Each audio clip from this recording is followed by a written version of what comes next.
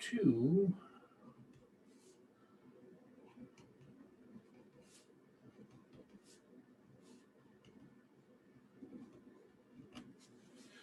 And also what I think I'll do is at the end of the class, if anyone wants to go over the chapter 4 problem 2 handout, I'll stick around.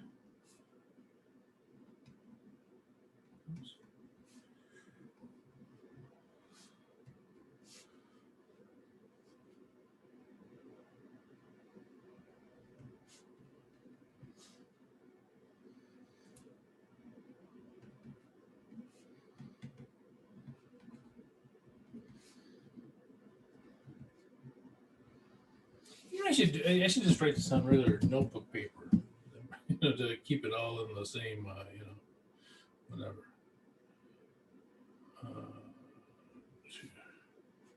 Yeah. So if you're having trouble with the chapter 4 handout problem 2, if it doesn't balance or whatever is going on, stick around after class and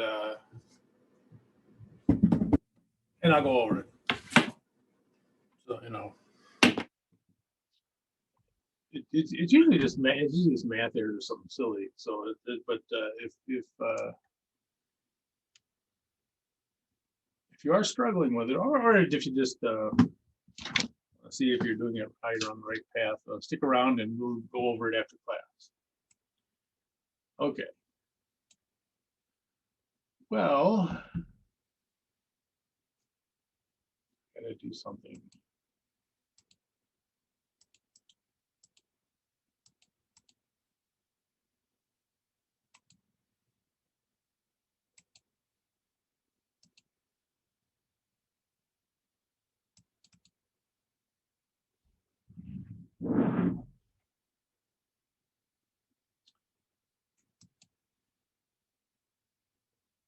Okay, first things first, is there anyone that did not get the chapter 3 handout? If you didn't get it, it's in Blackboard under course files. But if you didn't get the email, I can also send it again. Okay. Well, I will assume everybody has it then. All right, chapter 3, adjusting entries. And again, these are difficult. So if they seem a little strange, they should. They're a little more difficult things. I've often wondered whether we should not teach them in the first accounting classes just because they are wacky. Okay, so adjusting entries. Financial statements are made for a specific period of time, usually a year, but it could be monthly, quarterly. Well, annual just means yearly.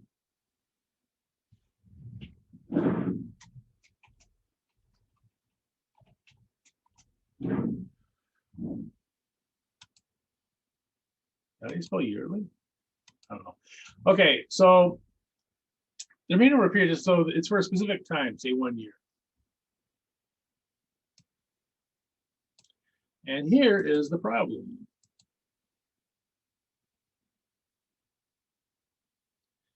That a lot of times transactions don't fit into one period of time. For example, you purchase a truck, the truck's gonna last for 5 years. I think one of the questions that came up when we were doing the other journal entries was, and this is very reasonable, is why don't we just expense it when we buy a truck? And the reason we don't is because of this, that it'll last over more than one period. If it lasted for just one period, we would. But we kind of spread them out over a number of periods. So if we have a truck to last for 5 years, we're going to expense it over 5 years.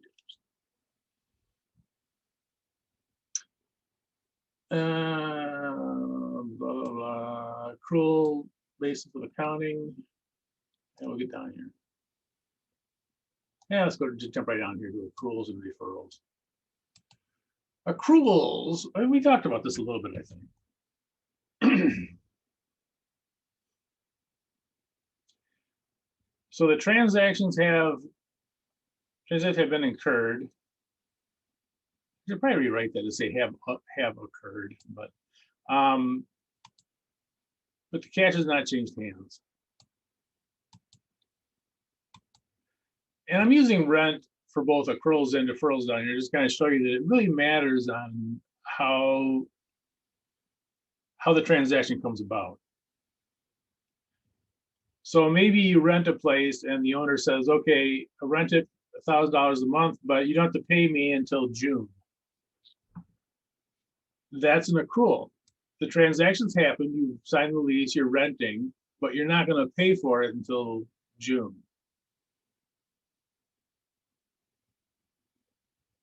So this is an example of an accrual. Again, the transaction has happened. You moved into the place in January. This is where you moved in.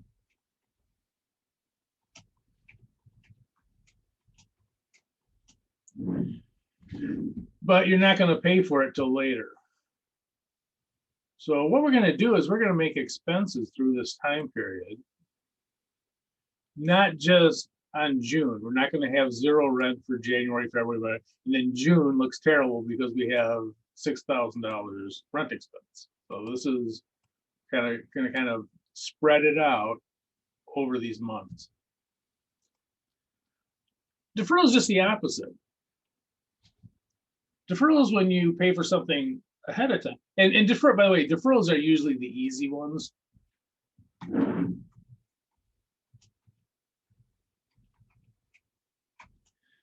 Because the cash has already changed hands, you know the transaction has happened. The problem up here is because there's no cash changing hands, it sometimes can be overlooked that a transaction has happened. Whereas down here, because the cash has changed hands ahead of time, these are just easier. And usually these aren't the ones that people miss in real accounting. I'm talking about, like in doing it for your business, because again, they've already happened. The cash has already changed hands. Okay, so this is when you have to pay rent early. So down here, maybe they say, okay, we'll give you this deal. You pay rent is $1,000 a month, but you have to pay it ahead of time. You pay it 6 months ahead of time. So you pay it 6 months ahead of time. Well, you're not going to expense the whole thing in January. You're going to expense 1,000 in January, 1,000, and so on and so forth. So this is down here. This would be a prepaid.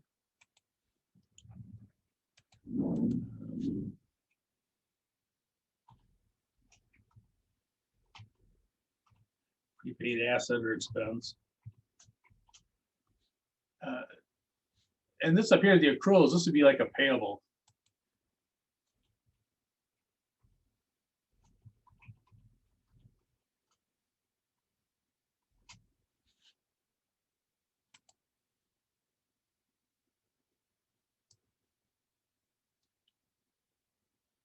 I did this wrong. Hold on a second. I got my payable in the wrong spot. There we go. Yeah, so this would be like a payable. You owe them. This would be prepaid. We've already paid them ahead of time. And I know this is kind of confusing. It's and it's definition-y, but so we have accruals and deferrals. And the question is, how much do we get into each? Boy, help my helpful hint off. Hold on. Okay. Helpful hint.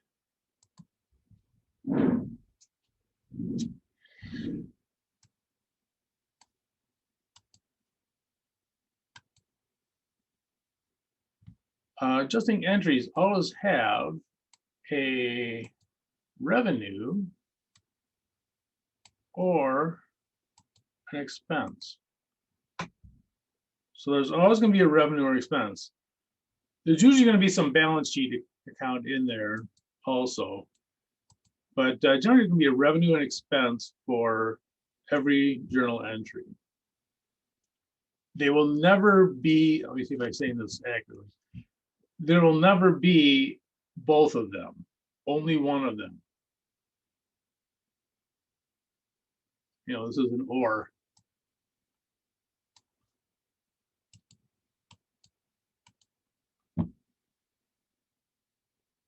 So let me do something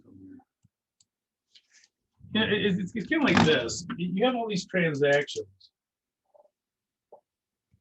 They go over a number of period of years or time. You know, and they go like this, and there's some here, and there's some here, and there's some here, and there's some here, and there's some here, and there's some here, and there's some here. And you have, you know, 1 year time period, and so you have to take, you know, just parts of these transactions and include them. They could be revenues or expenses.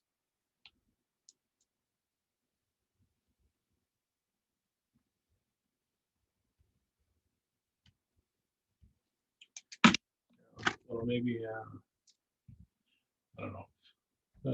Like the pink ones are revenues. You know, there might be some revenues here, revenue here. Maybe this revenue's all in that year, and then maybe you have some expenses. You know, the yellows are the expenses. I'm just making this up.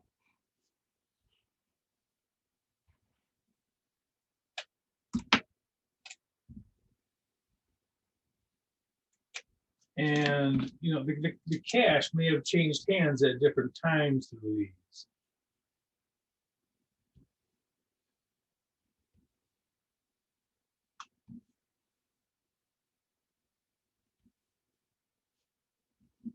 You know, this one's fine. It's all in the same year.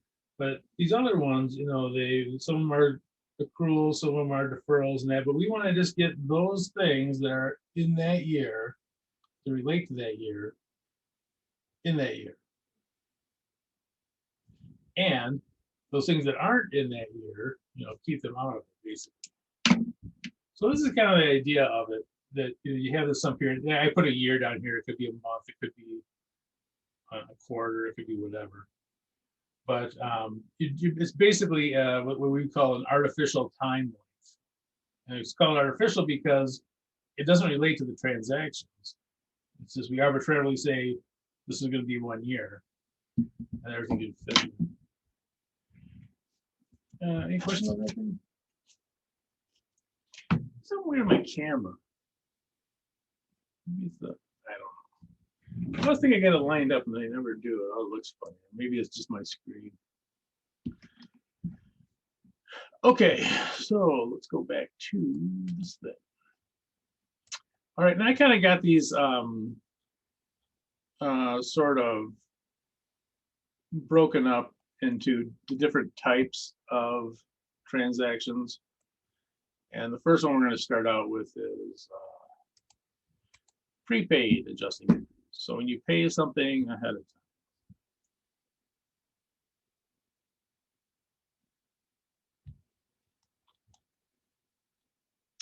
Okay, so on April 1st, oh, by the way, another thing about these transactions is the dates are usually very important.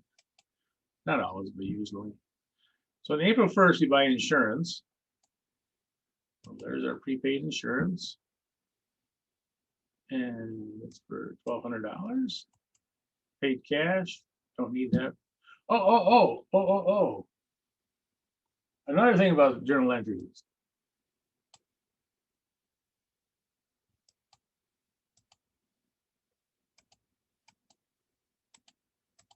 Adjusting entries never have cash.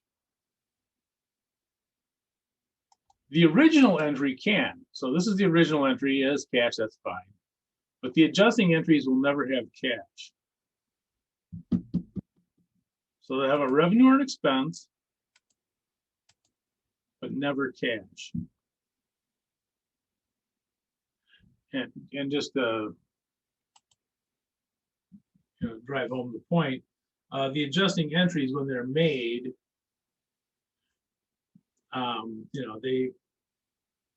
they won't have any of the cash in it. The cash flow will be recorded during the year, but at year end, the cash will not be recorded. It's already been recorded or it hasn't been received yet or paid yet. So You'll notice that there's no dollar signs on these beginning, ending of the year things. They're just all, there's nothing there. There's no caps there. So I know this is a lot, but okay. So how much of the prepaid insurance was used as of December 31st? Okay, well, we bought this on April 1st. So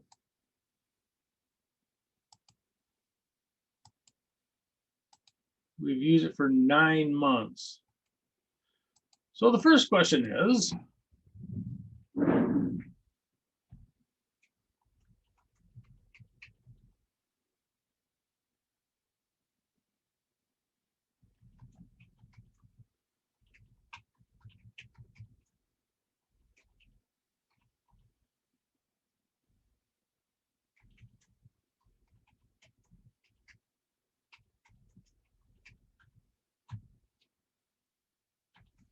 so how much of the insurance policy is used each month?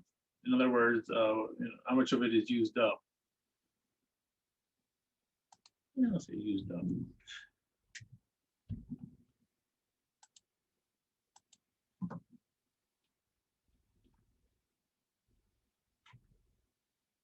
Anyone?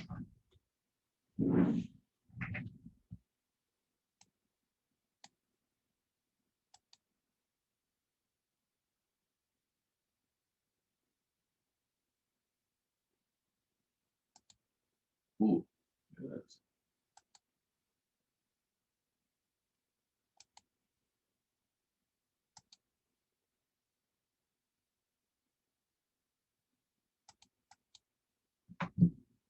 if you have the answer, let me know or put it in the chat.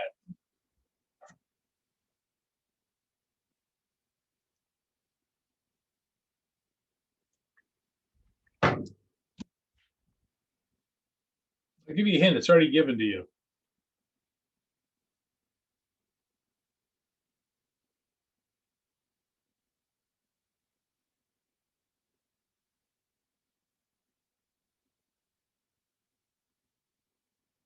No one?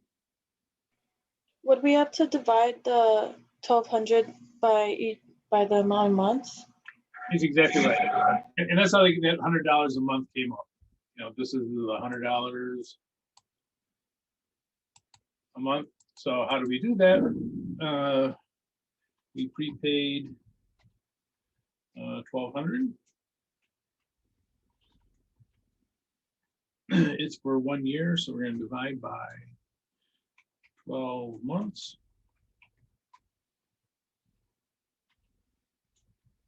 So that's what that $100 a month. Oops. $100 per month. What is that?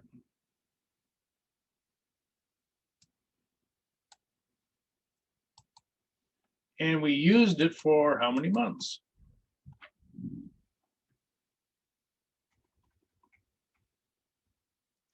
We used it for 9 months.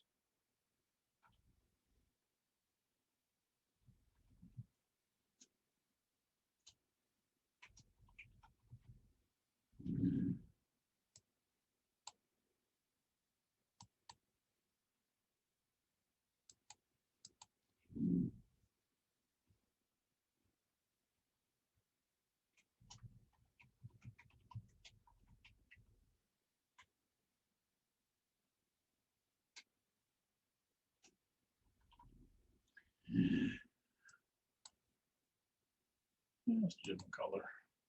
Let's see. Okay. So used up $900 of the insurance.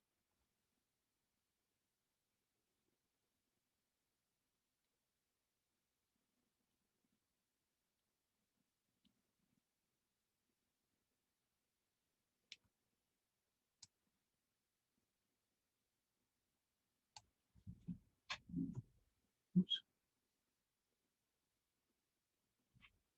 Oh, look at that. Yeah.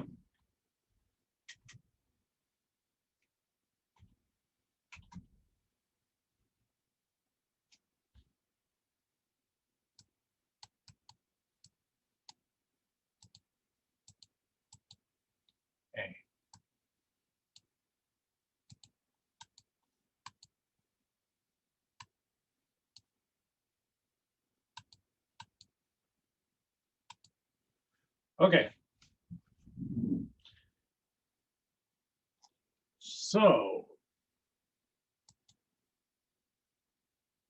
we used up $900 of the insurance.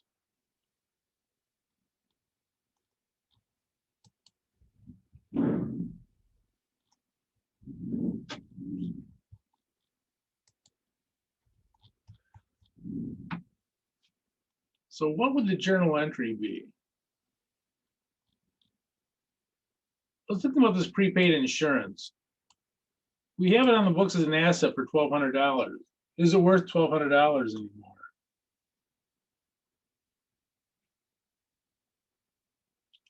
And how much? And it's obviously not. So how much do we have to take out of it?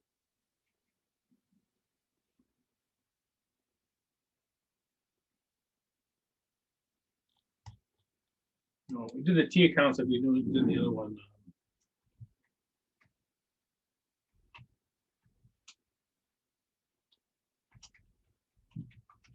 Hey, that was supposed to be centered. Okay, so here's our T account. We have prepaid insurance. We had a debit of 1,200 in there.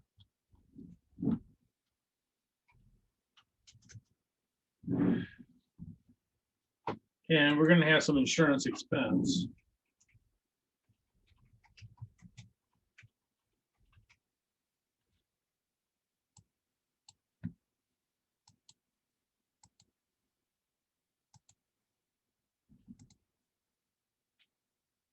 So what journal entry are we gonna do? What adjusting entry? By the way, adjusting entries are the same thing as journal entries, they're just a more specific thing.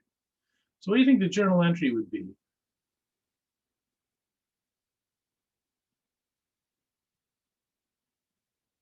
What would be the accounts we would use? Prepaid insurance and insurance expense.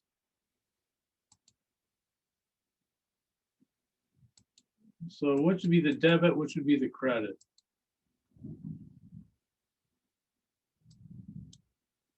Right now we have a debit and prepaid insurance. That's for 1,200. We've used up 900 of it.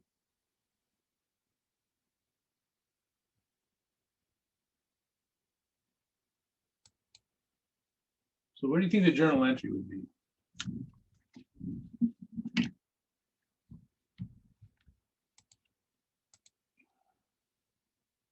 Yes. That's right. The expense would be the debit. They're always debits.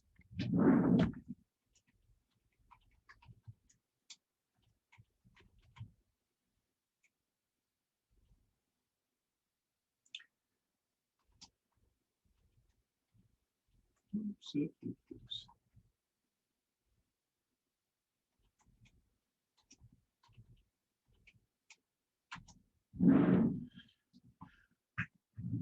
So if we know the insurance expense is the debit, then we know that the prepaid insurance is going to be the credit, right?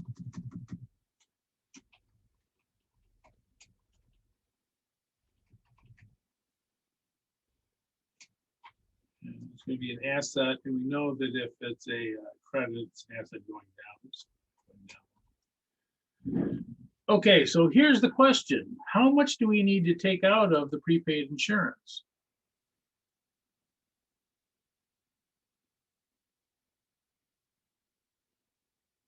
Or how much insurance did we use up in the year? 900, so we have 300 left to pay. Yep. Yeah, so we're going to expense 900. We used up 900 of the insurance, and the prepaid insurance, we'll have to take 900 out of it. And on the chat, you're absolutely right that what will be left in the insurance. Okay, so here we have our prepaid insurance. So we had we started out with 1,200. This is on April 1st. Yeah. We used up 900 of it, right? So what is left is Subtract them is 300. So 300 would be the ending balance in that. So we still have 300 in the prepaid. Now there's no journal entry for the 300.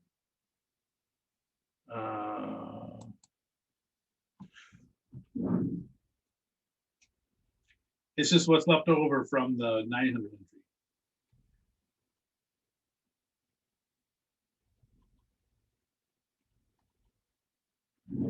So this ending balance in the 300 is just there. This is the journal entry. This is the one that's going to be the journal entry. Let's see here. Let's make it red. Wait, that's not red. That's my new color. It's got my new color going here. Let's try red.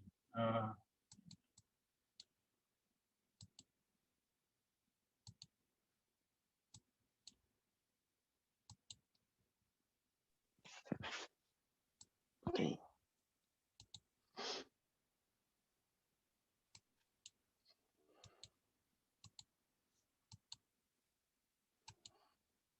So this is a journal entry, and the insurance expense would also have the 900. Yeah, I got to do all the homework. So these are the journal entries, I guess. But,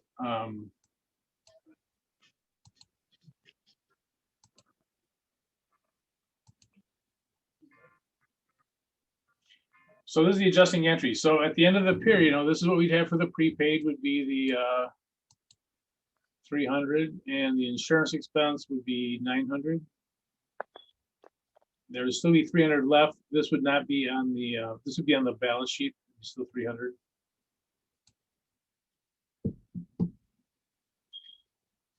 So it's kind of like what's the left. I don't know where to put it.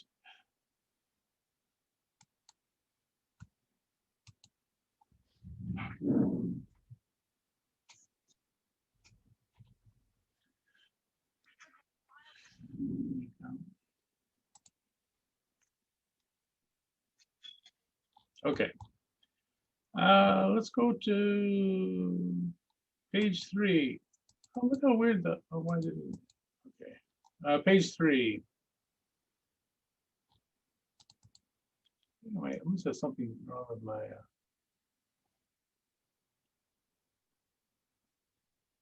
Just made it too big. Is what it is. Yeah, it should be 12 instead of 14. Okay. All right.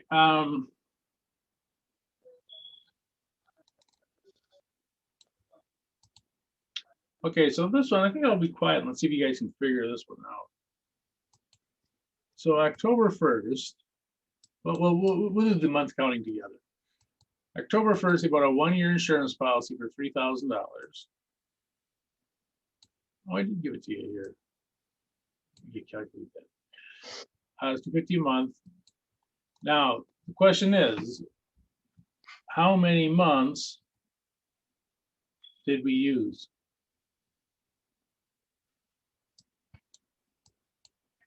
So we bought it October 1st. Mm-hmm. So how many months did we use it for? 12? Nope. Now the insurance policy is for 12 months. So that's how they got the 250.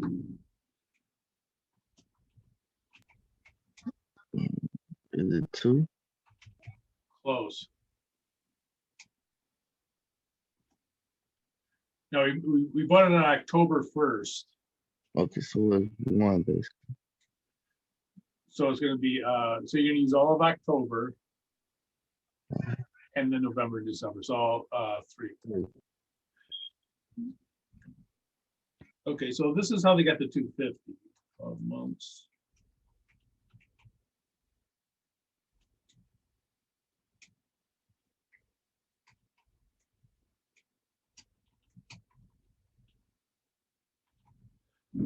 That's how that came about. Okay, so we had it for, but on October 1st, So we had through all of October.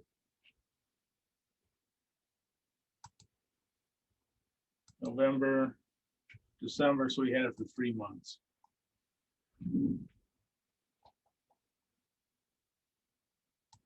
So what would be the expense? Or what would be the, how much we used?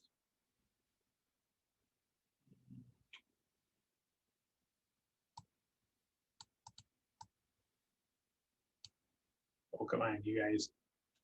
I know you guys know this one. You're toying with me now. $250 a month, use it for 3 months. How much is it?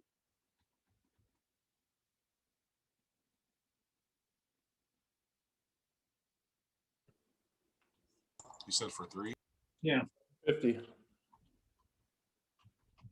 Yeah, some good. 750. Yep. Yeah, that is correct. So insurance expense. Nope. Well, actually, it would be expensive. First of all, let's say used. 3 months. I only put a times in front of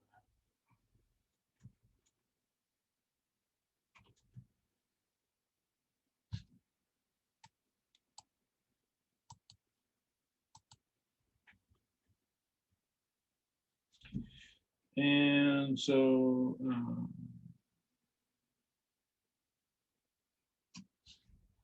I worded that for me, didn't I? I should put this down here. I think it's good to say it was 3 months used, but the dollar amount would be 750.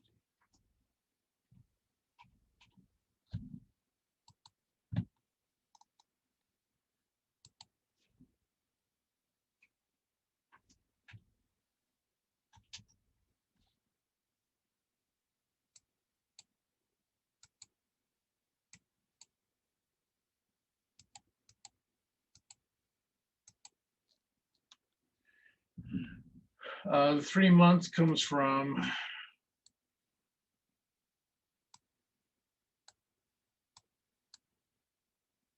that. So we use it for 3 months of the year. And so 750 is what we use. Okay, so that's weird that this isn't centered. I centered all these when I copied them in, but I must have done something wrong. Okay, so this is this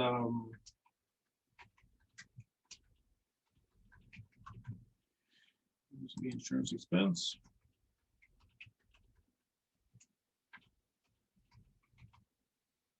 Okay, so the prepaid insurance had a debit of 3,000.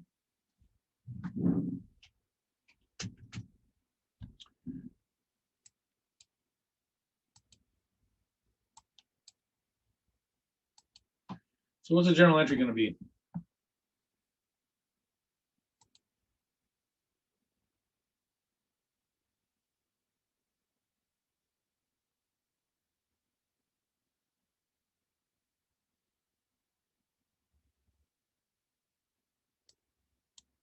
What's going to be the debit? Insurance expense again? Yep, the expenses are always debits.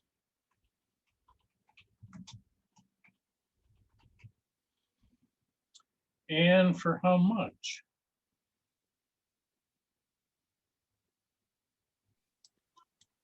$750.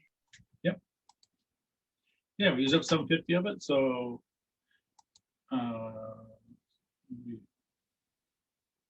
we'll expense 750 in the prepaid.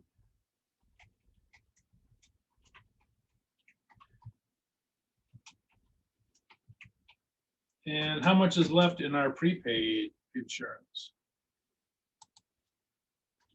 3,000 minus.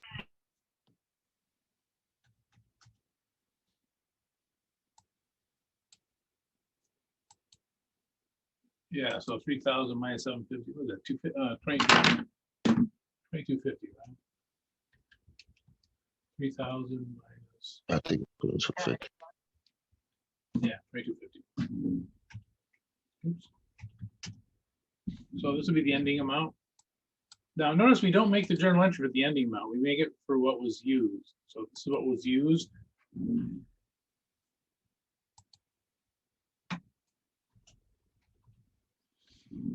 This is what's left over. So we still have 2250 in the account. We take it out, and the insurance expense would be 750. And so this will just go on the income statement like a regular expense.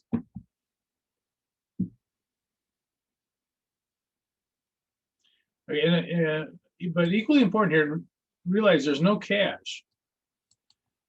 The cash is paid ahead of time. The cash is paid on, here. Oops. This is when the cash was paid. You're not going to pay it again at your end. You already paid for it.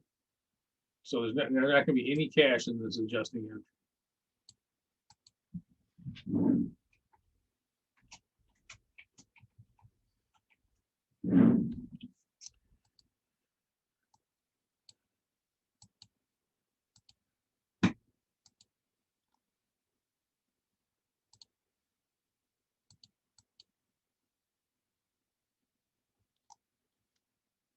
Okay.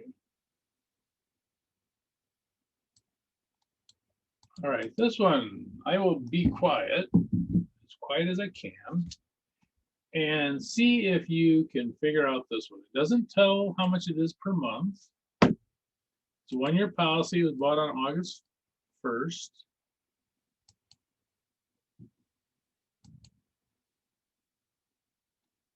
And see if you can do the whole thing.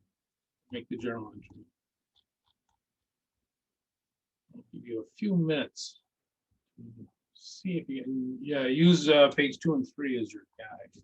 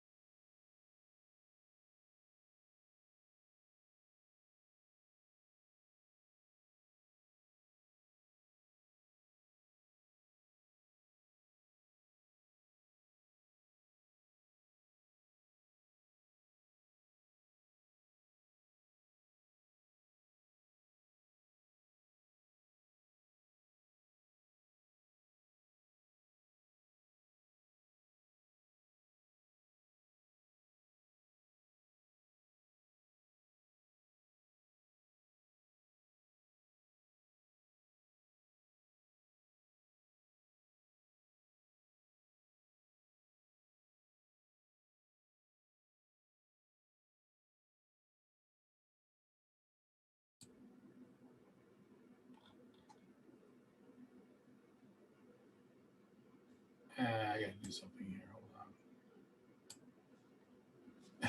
on.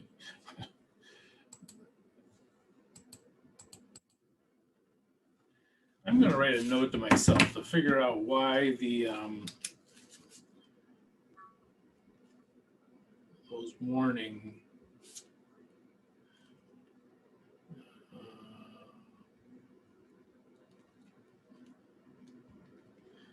and maybe if I can get rid of those somehow.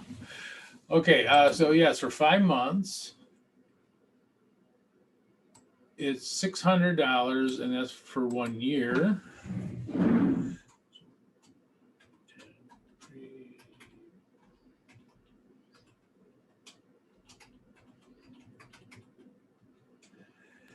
Then would it be on the 600 divided by the 5 months for the monthly? So it'd be actually divided by 12 months Okay.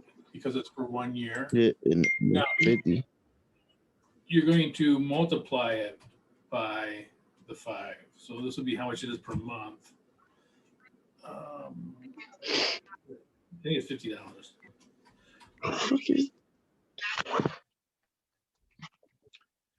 Okay, so it'd be $50 per month.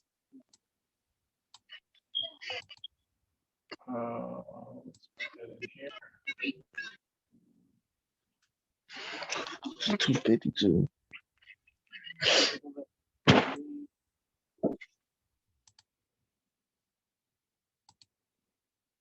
And so this is $50 per month.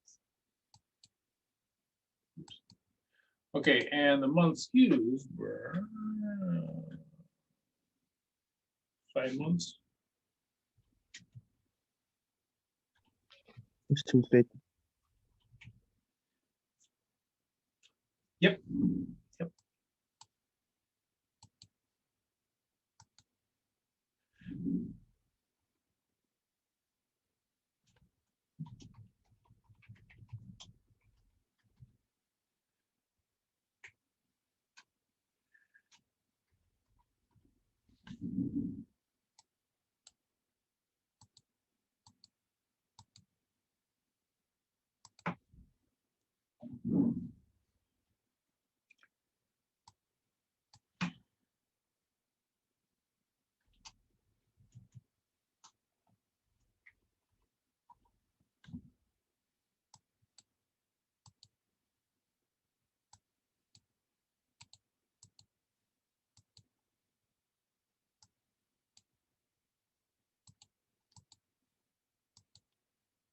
Okay, so they used up 250 of the insurance. So they paid for it on the 1st. So the cash changed hands. So coming down here, what's the journal entry going to be?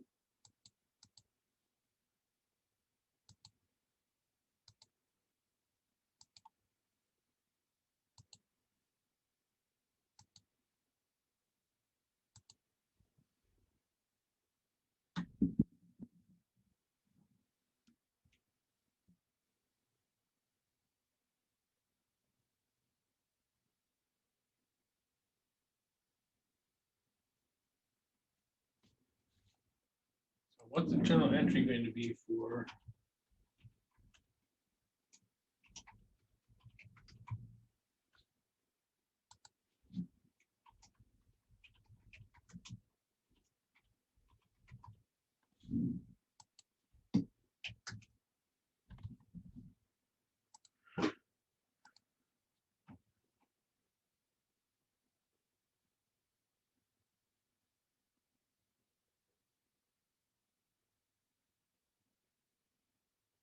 Anyone? Insurance expense and the prepaid insurance. Yep. For how much? 250. Yep. Yep. So our insurance expense.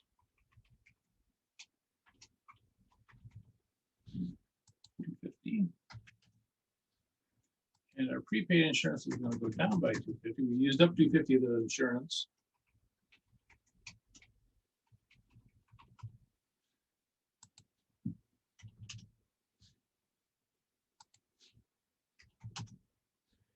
So we still have what, 350 left. That's our ending amount in the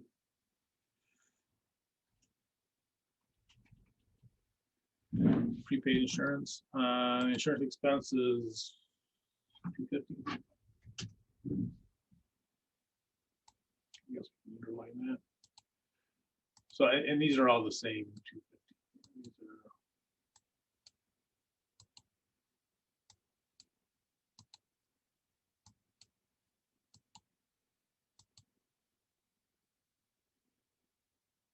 and notice that we don't have to make a journal entry for that 350. It's just whatever is left over.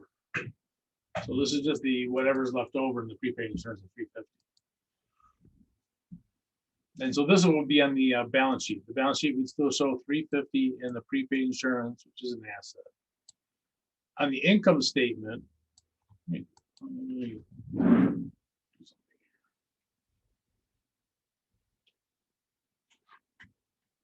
So this would be on the balance sheet.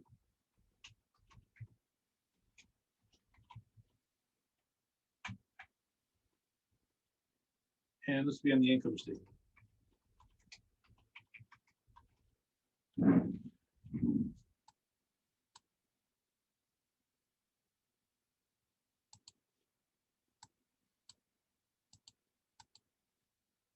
This would be the amount that they would show on the balance sheet, be the 350.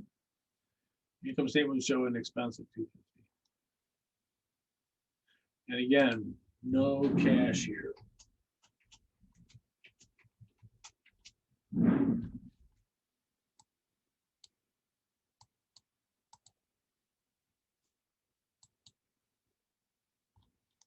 Okay.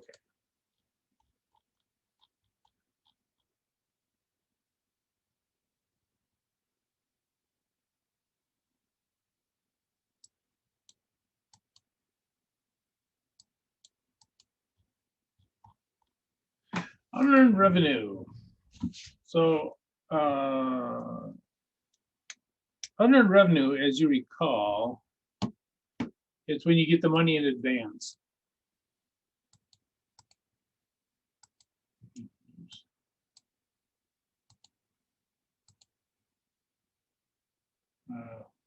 Take off the bullets. Messed up my spacing. So you get the money ahead of time. So you pick up the cash, which is your cash goes up, obviously, when they pay you ahead of time. But then you pick up the liability because if you don't do anything, you got to pay them back the $3,400.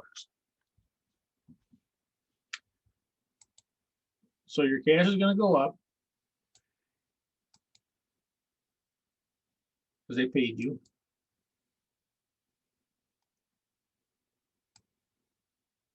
And your unearned revenue, the liability, is also going up. You now owe them $3,400.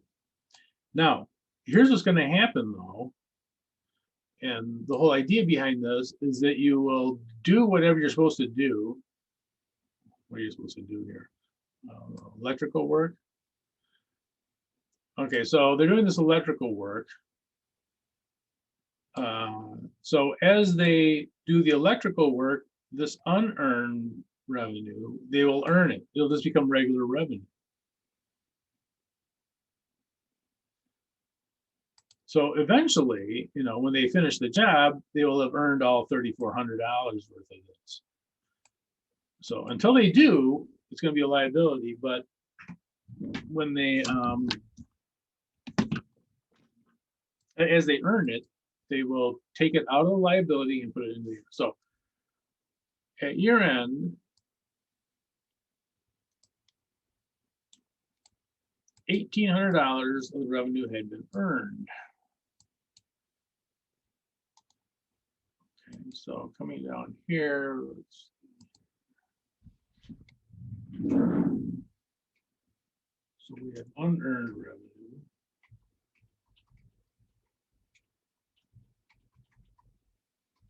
And this is a liability. Oops.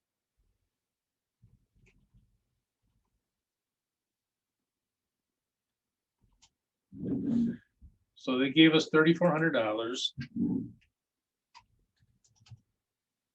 They did not give it to us on that side. They gave it to us on this side. It's a liability. It's not an asset. Oops, that's too much. Okay.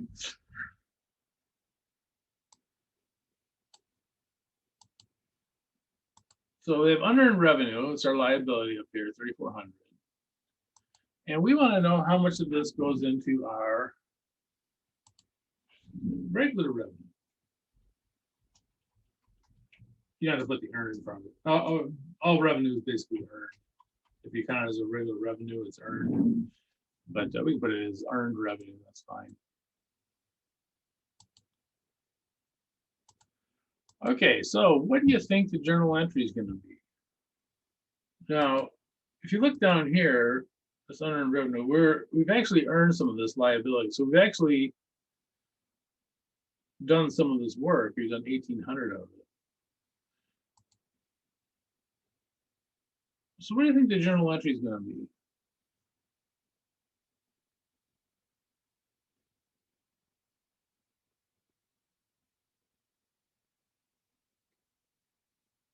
I'll tell you what, let's take the easy one. The revenue. Is it going to be a debit or a credit?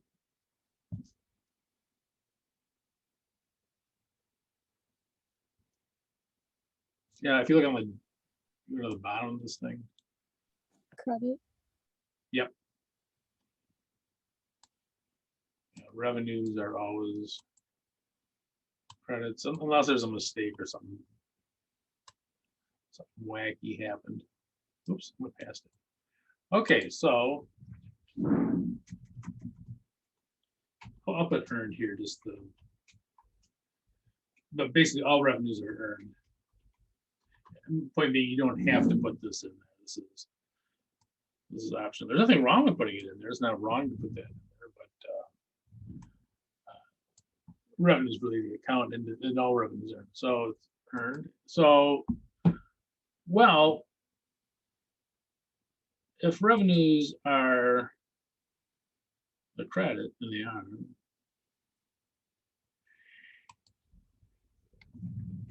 The other side must be the unearned revenue.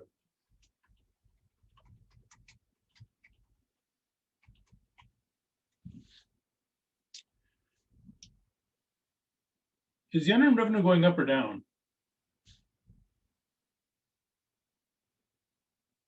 Up. No. Remember, this is a liability. So as we, they pay us ahead of time. So as we earn it, it's going to go down. So this would be unearned revenue with the liability, and it's going down. With the debit, if you go down here, you can actually see that too. Where am I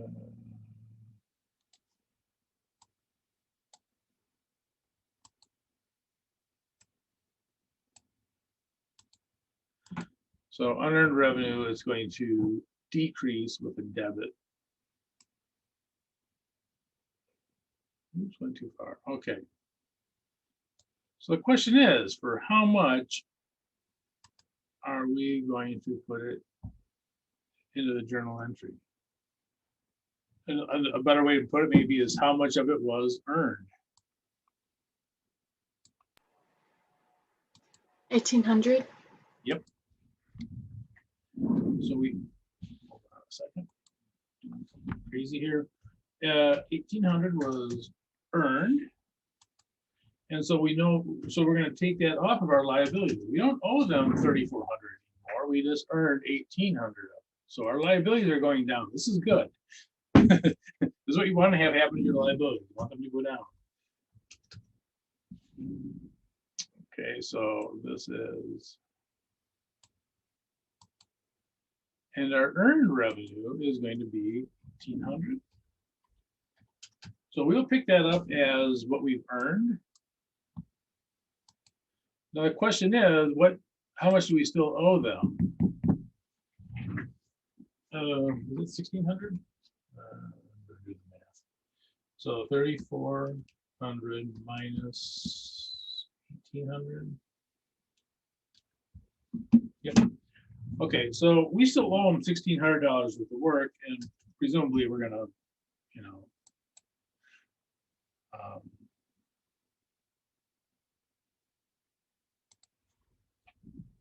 do that in the next year, I guess.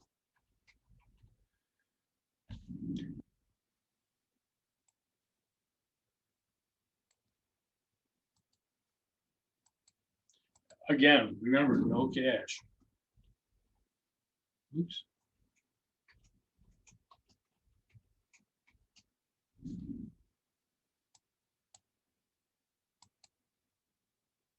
And this would be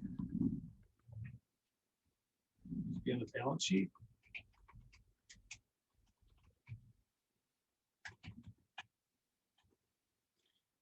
Income statement.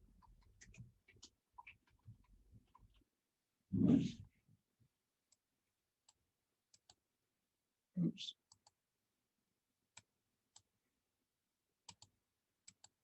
So the balance sheet would have this liability for that amount.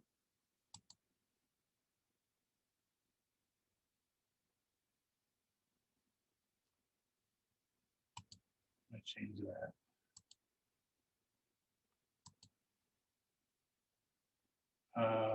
This is the 1800.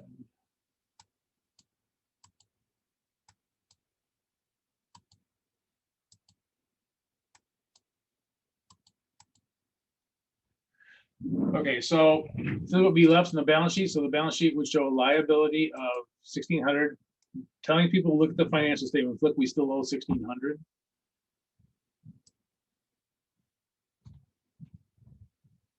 And we would also show revenues though of 1,800. We tell whatever's on the income statement. We say, look, we earned 1,800 of it in the current period.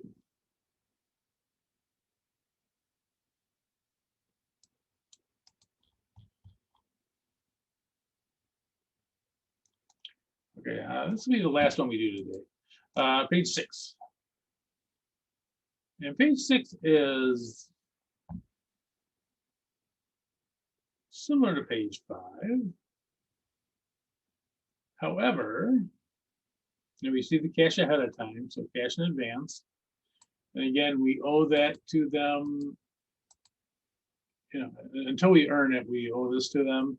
And if we don't do our work, we got to pay it back to them. So a little bit tricky here. At year end, 70% of the unearned revenue had been earned.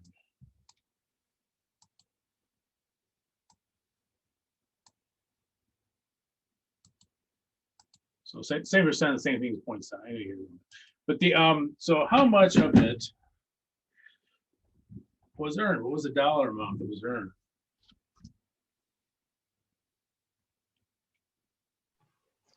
$3,500. Yep. Very good. Okay, so that is.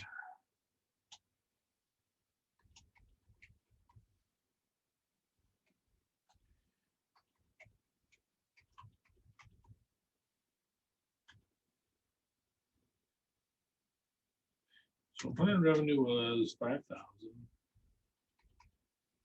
And they said that 70% was earned. If you have a good calculator, you can do the percentages. If you have a cheap calculator like I do,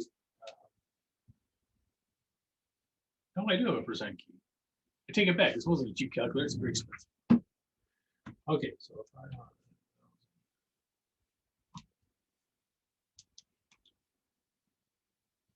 3,500.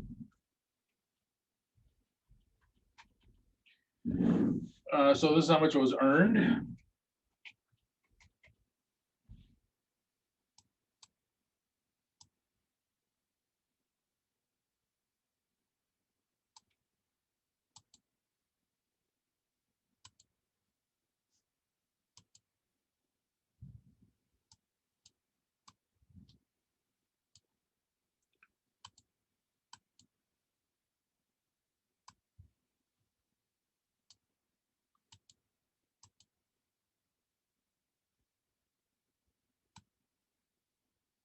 I don't know if this helps or highlighting. All right, so the journal entry.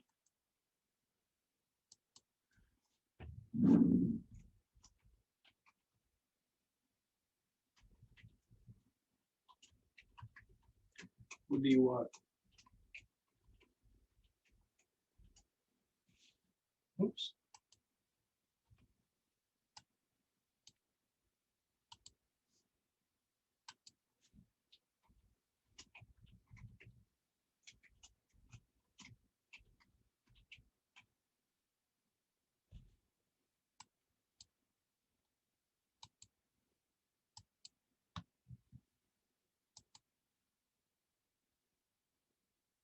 right, I'll put the accounts in. You tell me what amount to put in. So the earned revenue. Or as I like to call it, earned revenue. Earned revenue.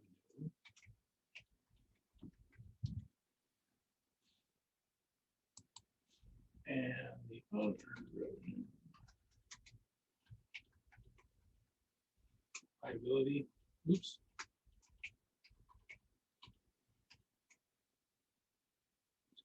Down. All right. Oops. The unearned revenue and liability 5,000. We started in 5,000 in there. Okay. So what would the dollar amounts be?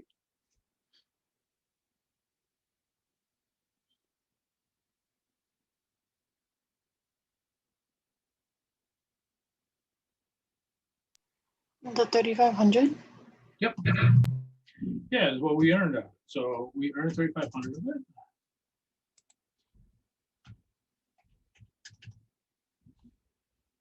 Well, let's do that.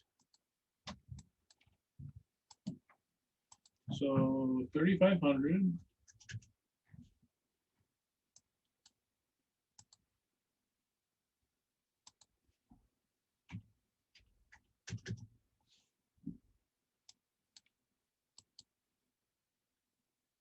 So the ending amount here, we still owe, what was that 1,500? Was the ending amount, or this is what was still owed in the account?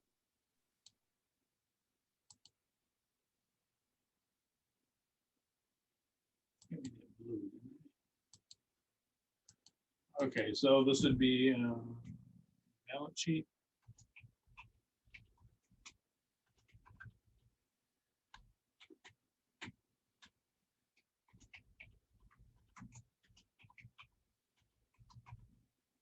So the balance sheet will say, look, we still owe 1,500. The income statement will say, look, we earned 3,500. So we got 5,000 ahead of time. We earned 3,500 of it. We still owe 1,500. Remember too, though, no cash. These adjusting entries do not have cash. Now, regular entries do. I don't want to tell you that we never put cash in journal entries. It's just the adjusting entries. Adjusting entries do not have cash. I know why this looks funny. I didn't put this in.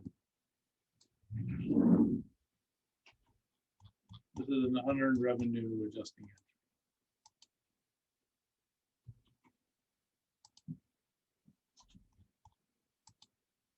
I don't know why those two, they didn't look the same. Okay, well, I think that's about enough fun with adjusting entries for today. So let's save that. And later on today, I'll be sending out the Chapter 4 exam. Let me go back to this. So the Chapter 4 exam.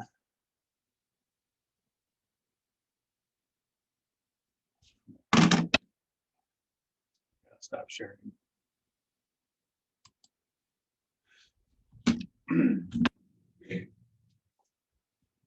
Just before the accounting cycle. And this will be sent out today.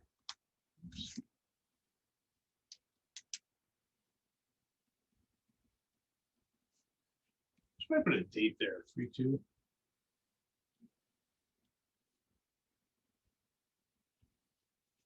And I'll make it due on.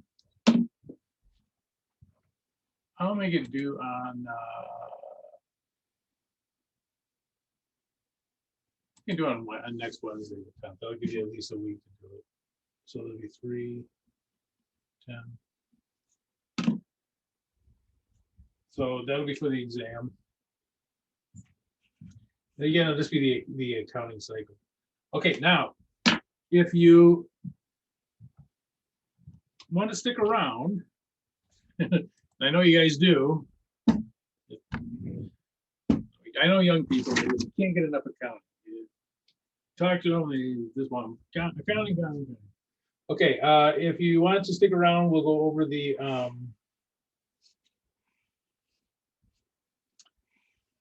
chapter 4 handout problem 2. If you don't want to stick around, I guess you can just go enjoy your day. They actually got nice weather now. So if you want to stick around, we'll go over the chapter.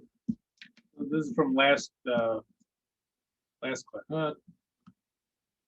class or a week ago. I think it was a week ago. The chapter 4 handout.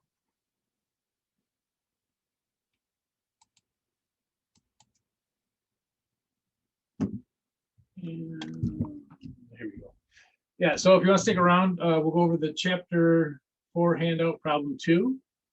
If you don't want to stick around, that's perfectly fine. Or if you already have the chapter problem 2 handout done, that's fine. So I will see you on Thursday, right? Tuesday. Yeah, so I'll see you guys on Thursday, and I'll get the exam out. It'll probably be like around, let's see, 4 o'clock. I'll get the exam out. I want to go through and make sure that I got it set up correctly. So I'll send the exam out on around 4 o'clock today, and it will be due a week from tomorrow. Okay. Well, if you are sticking around, first of all, if you have any specific questions on the chapter 2 handout, let me know, and I will put those up. If you don't, I will start walking through them. Let's see what I have here.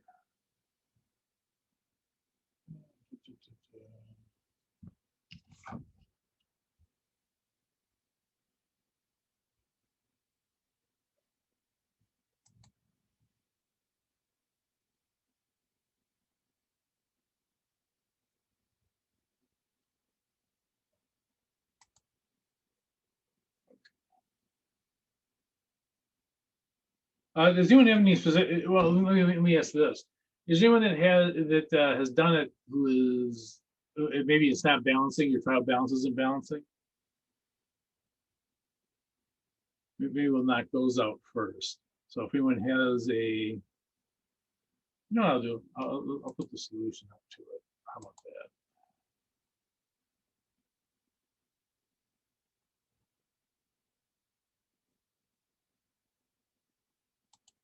One second here. I'm gonna switch this. Staring at my big goofy head. All right.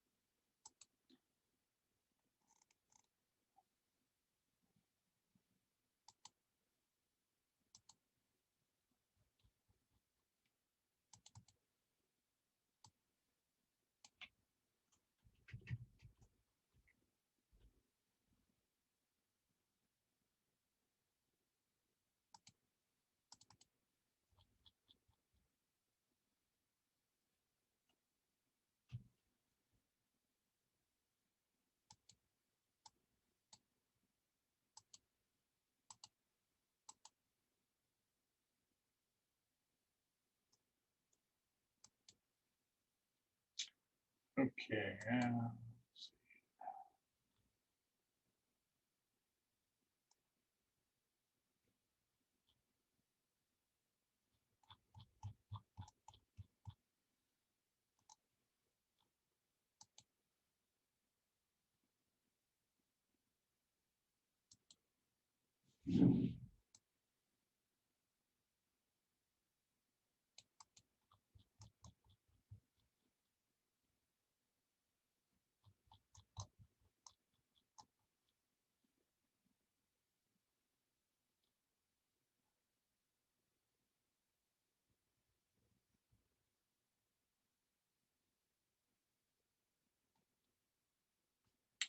Darn it.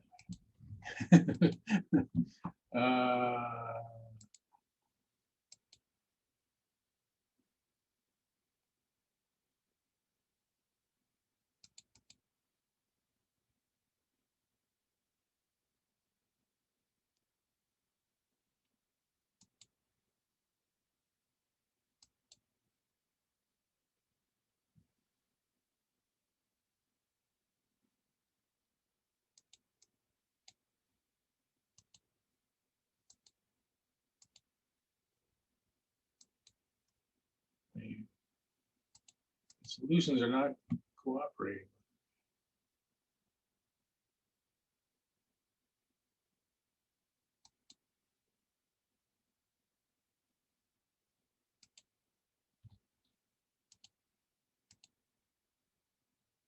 I don't know. Let's put it on the sheet here.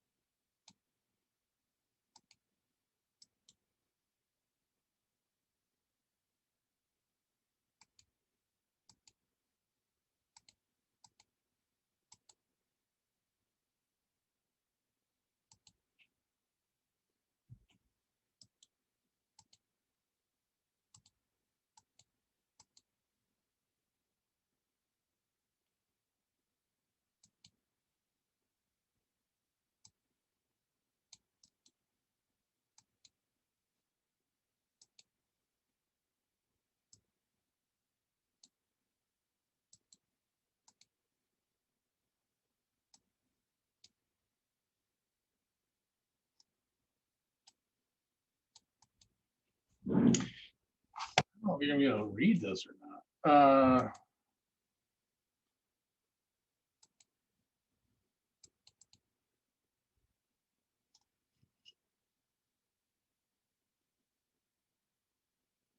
For one thing, that's the wrong one. Give me a second. Here.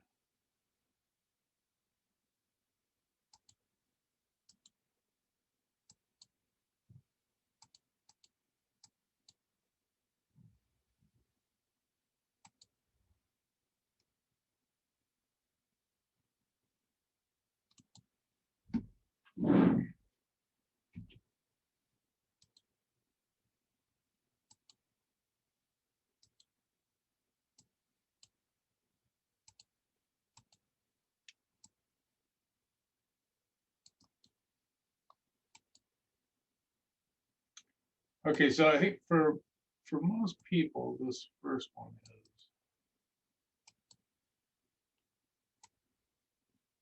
this is probably what you're looking at. So if you're not balancing, the usual culprit is cash. Not always, but usually it's cash. So this is what you should have for cash. The debit should be 4260 and should be 2794 on the credit side, and the difference is 1460. That's the usual one that people have trouble with. Accounts payable is another one that sometimes can be troublesome. And revenues is another one. The rest of these are all pretty much onesies.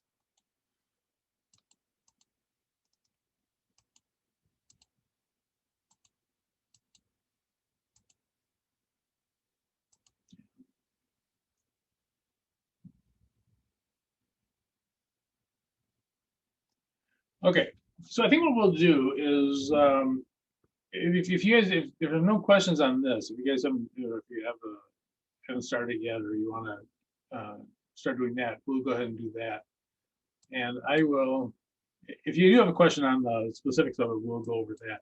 So what I'm going to do next is pull up. I gotta stop sharing for a second.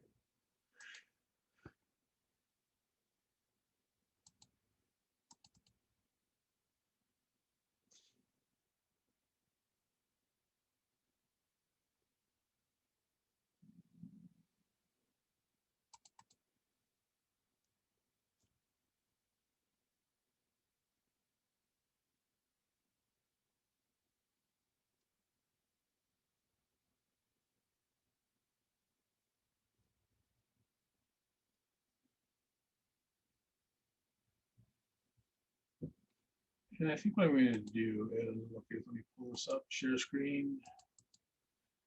I'm going to go ahead and print this out, the first page. And that way we can just use that, I'll have both of them on the screen. We can use, okay, so this would be 1 second. Print page 1.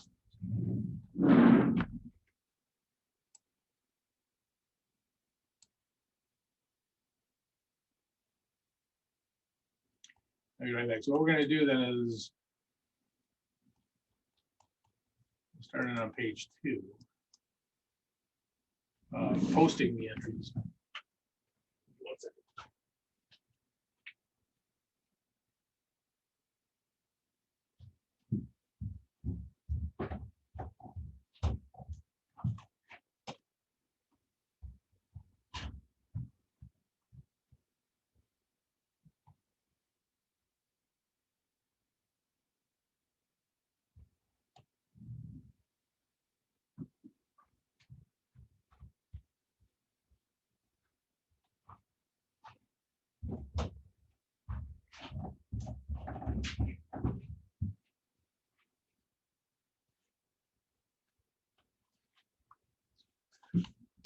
Okay, so what I think I'll do is,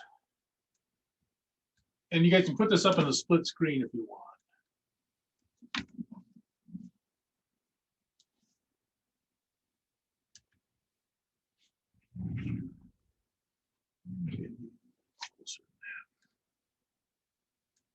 Got that close.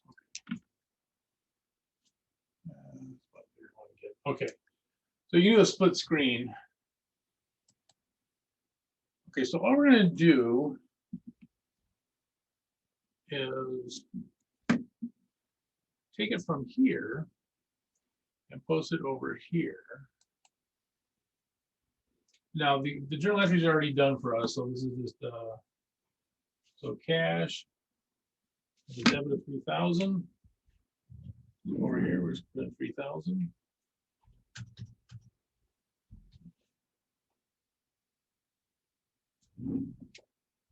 And we have common stock of 3,000.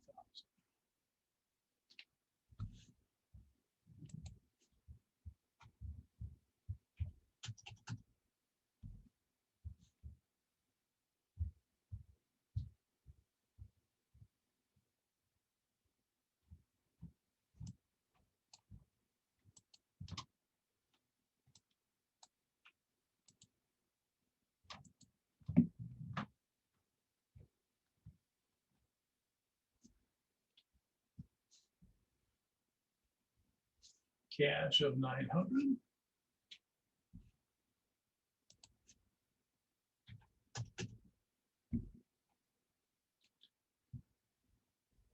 And we have revenue of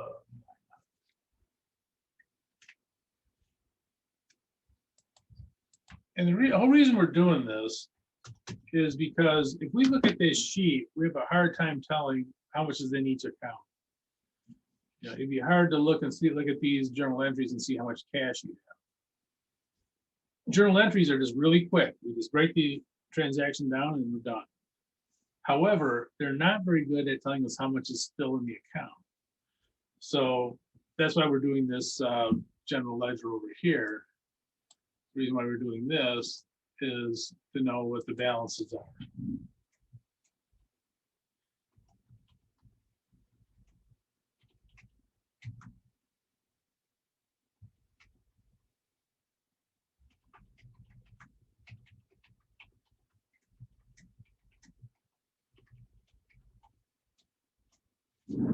So journal entries are quick, but they don't help us with the final balances. So this journal ledger will tell us what the final balance is. Okay. Cash 45.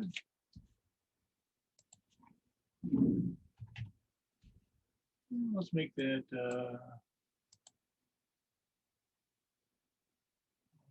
dark green. So cash is 45, and that's unearned revenue is 45.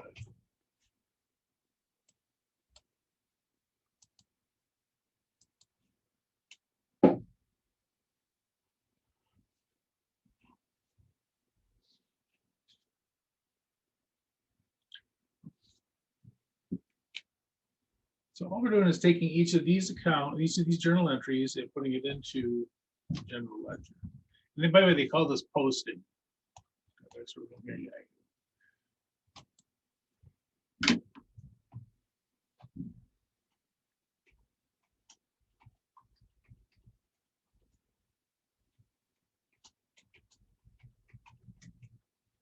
Oops.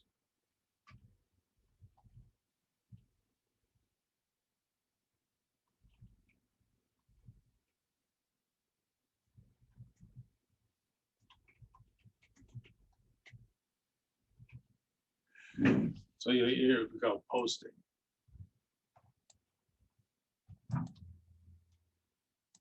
Okay.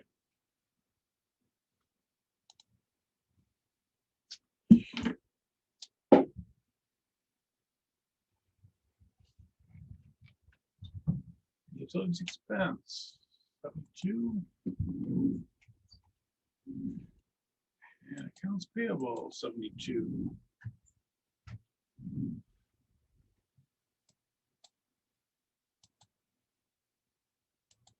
Those purple.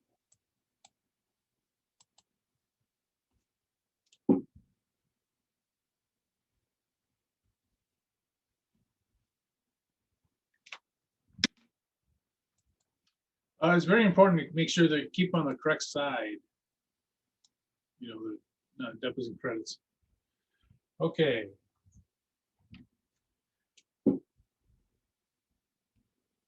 Equipment.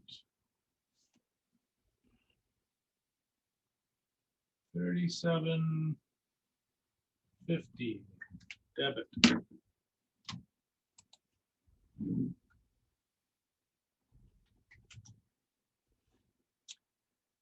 Let's make that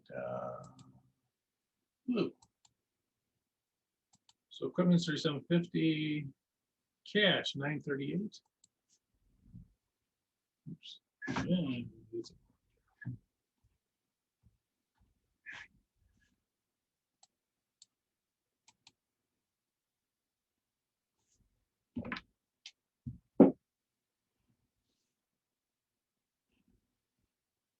and accounts payable 28.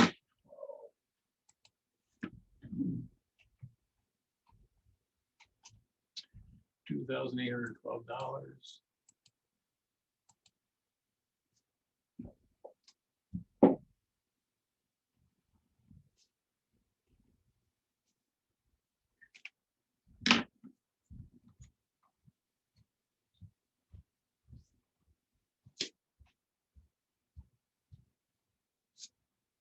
Okay, accounts payable. Debit for 1,000. I'm sorry, 1,125.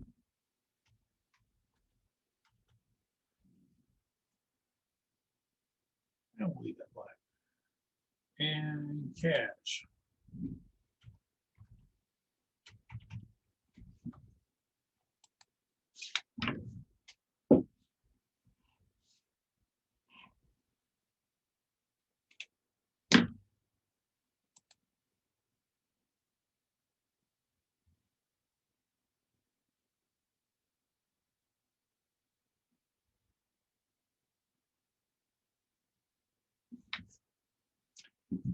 Depreciation expense. 375.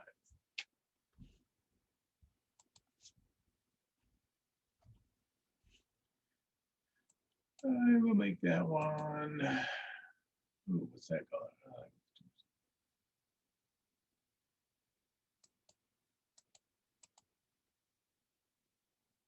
Depreciation expense 375 and accumulated depreciation 375.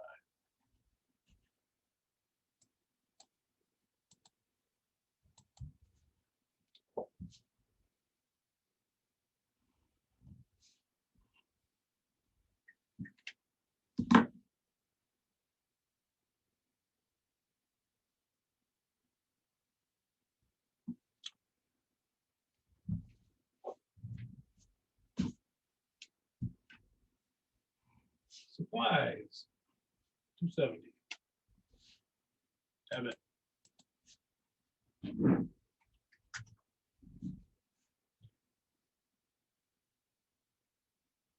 I should make that one.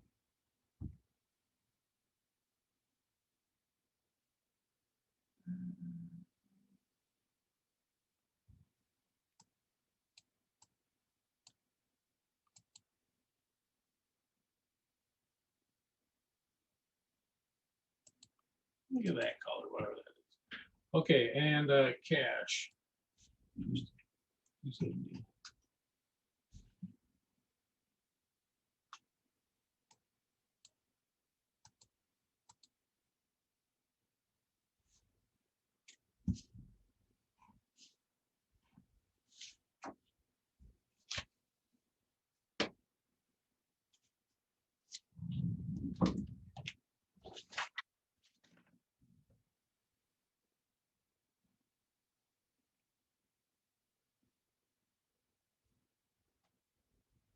Okay.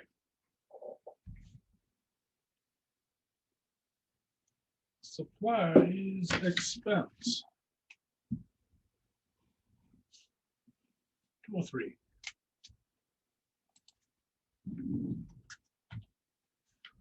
And I'll leave it blank. And supplies 203.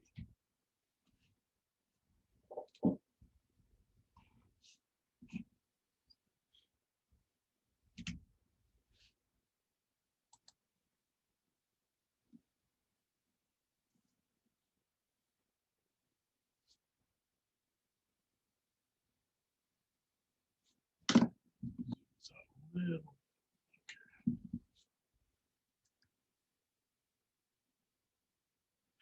okay, wages expense. 180. Debit. And we'll make that one.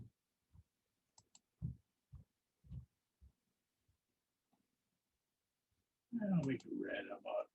I'm going to have to reuse some of these. All right, and cash was a credit for.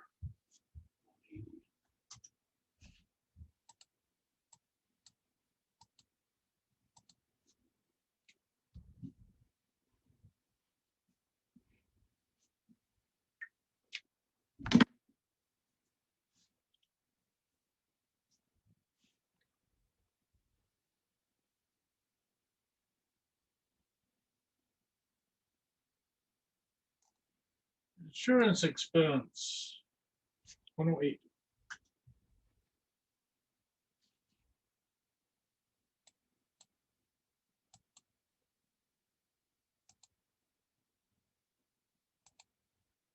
And cash, 108. Credit.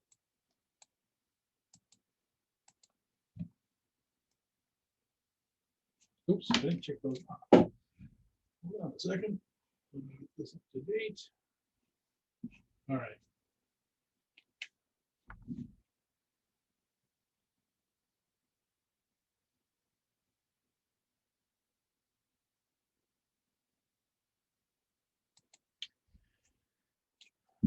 Cash is a debit. The 315. Oops.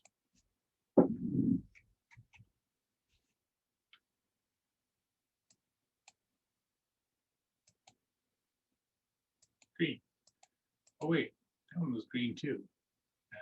We'll use green again. Okay, and revenue was 350. Nope, not on the debit side, Mark.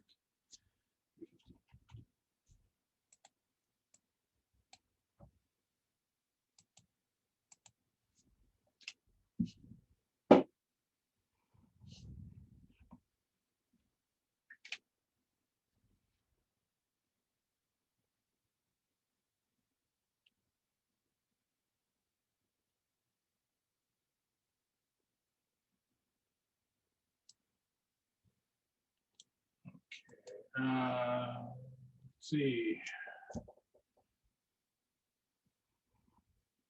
Prepaid rent, 173. Debit.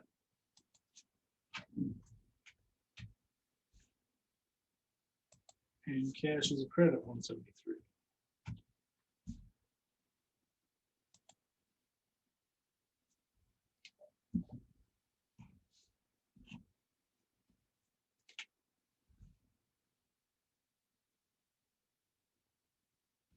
These last two are kind of what we just covered. These are like the adjusting entries. We don't need to know that to post it, but that's what these are. You know, so those are some of the entries we just made. Okay, so unearned revenue will be a debit of 18, so they must have earned 18 of the revenue, unearned revenue. And that will go into our regular revenue up here. 18.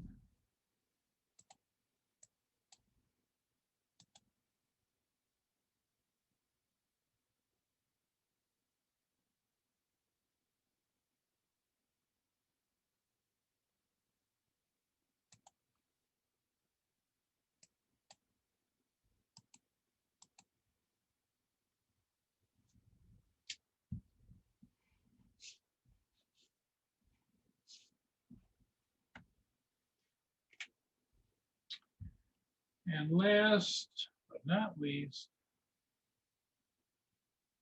we have rent expense of 87. And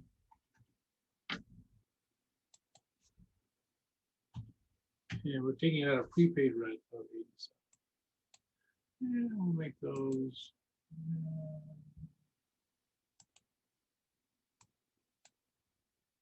darker red.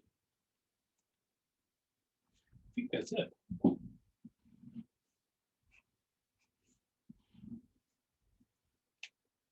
Okay.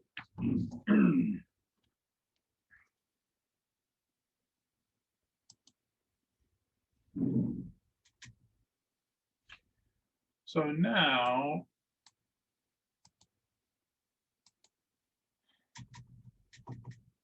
we are going to find the balances in the accounts. So first we're going to do is take cash.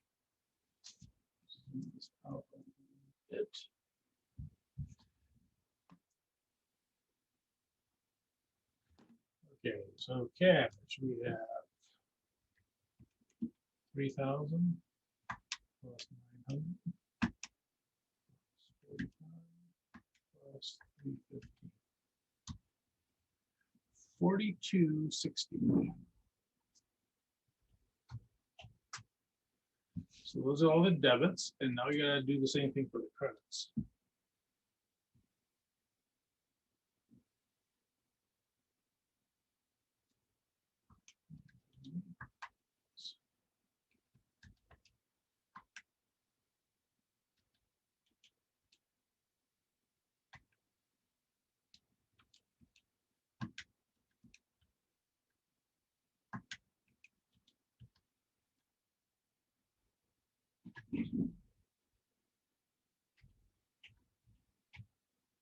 So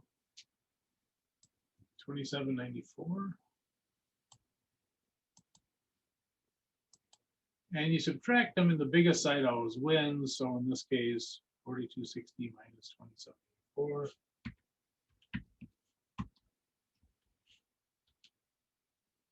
94. 1566.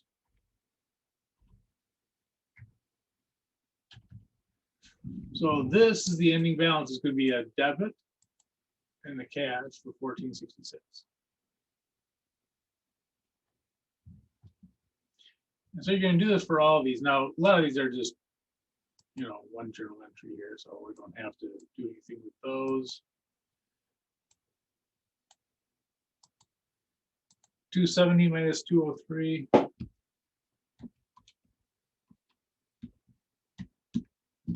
$67.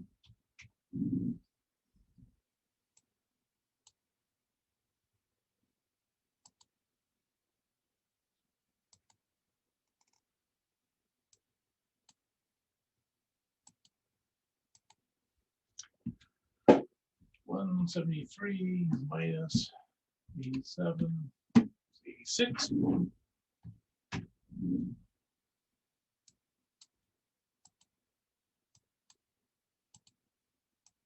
Expenses are just all onesies.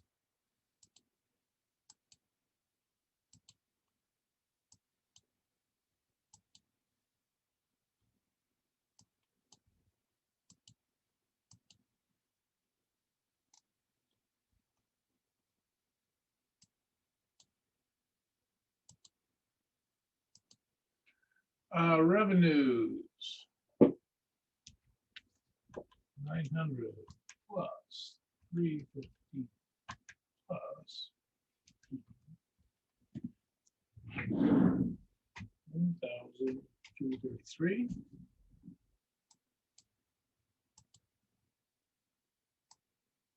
Accounts payable.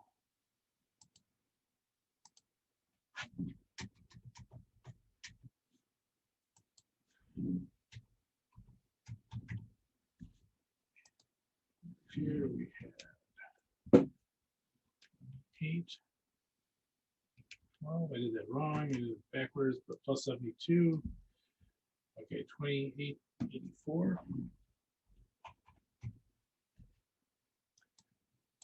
So we have 1,125 on one side, 2884 on the other. Subtract those.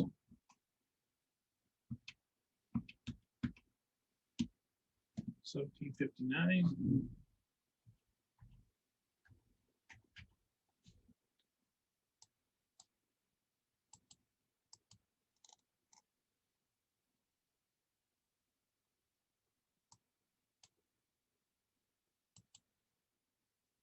$18 minus 45 is the 27.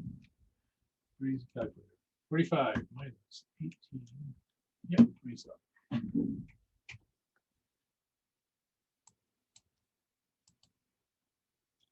Common stock is 3,000. There's 0 in retained earnings. You may ask, do we really have to put that in there? No, you don't. But that is all of them, I think. Yeah.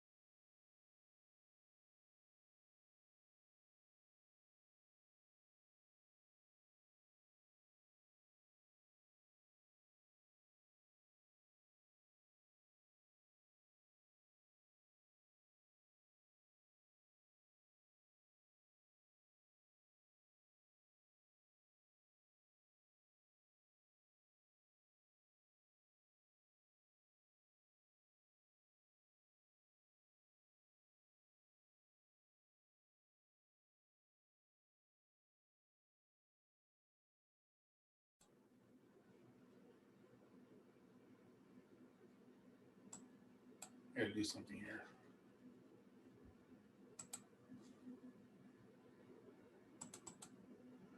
Okay. All right, so I think I'm going to try to do this on the same page.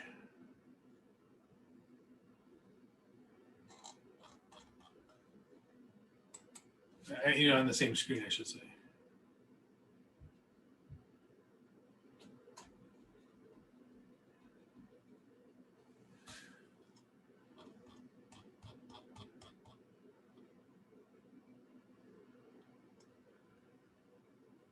Hopefully you guys can see that.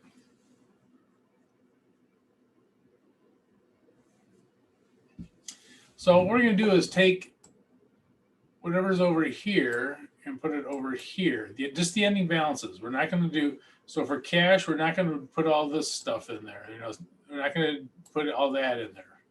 All we're going to put in is the last thing, the ending balance.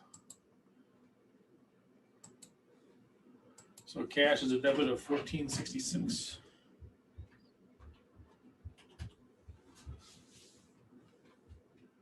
I tell you what, as I put these over, I'm gonna green them as I put them over. Okay. Equipment. 1750. No, 3750.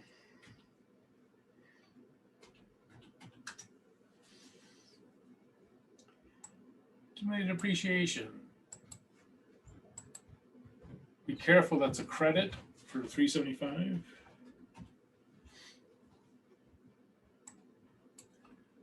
Supplies.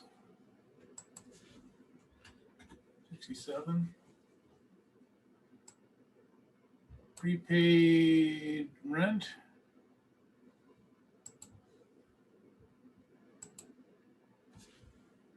$86. I think that's all those, right? Okay. Let's go here. Utility expense. 72.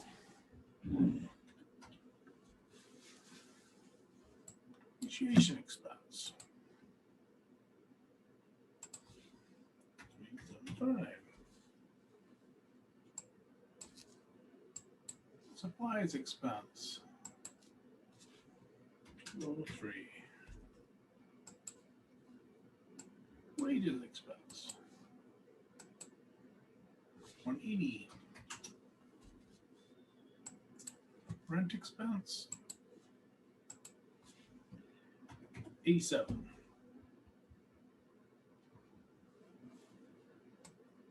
Oops, too much. Insurance expense. 108.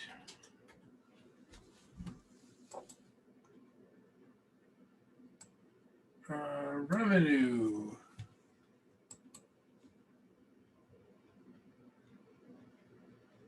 I don't see it. Oh, here it is.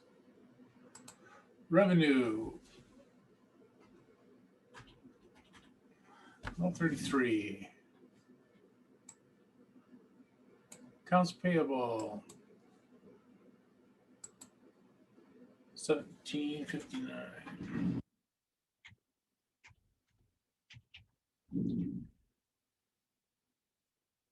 Unearned revenue.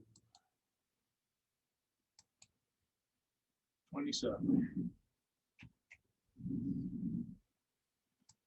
Common stock.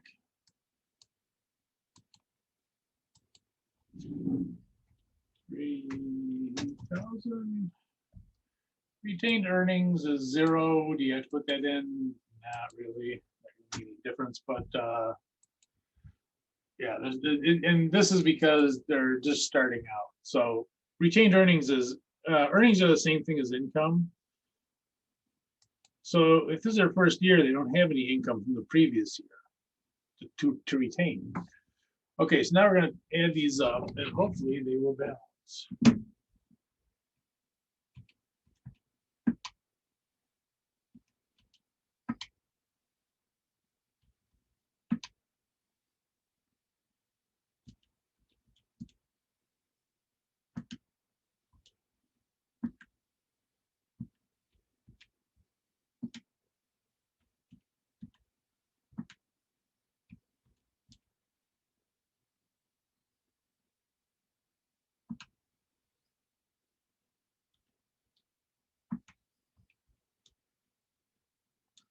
$63.94. So $6,394. Come over to the other side.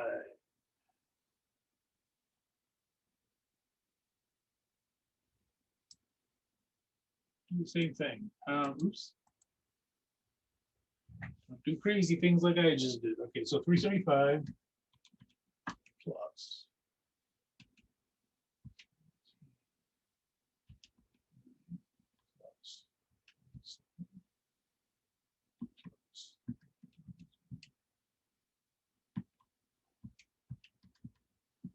Hey, 63.94.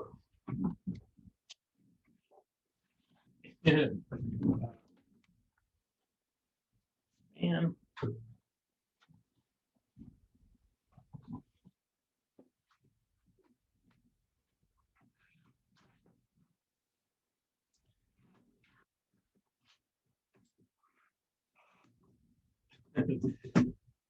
okay. I just broke my keyboard. No, let's fix it.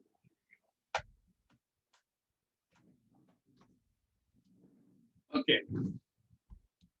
63.94. And make sure that this balances before you go on, because if this doesn't balance, your financial statements aren't going to. Your balance sheet's not going.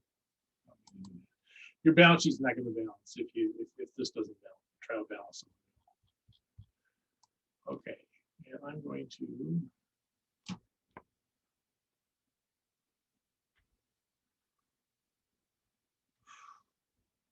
this up because now we're going to do our financial statements. Financial statements. Income statement. We start out with revenues. And by the way, you know, as this copy, you cut and paste if you want.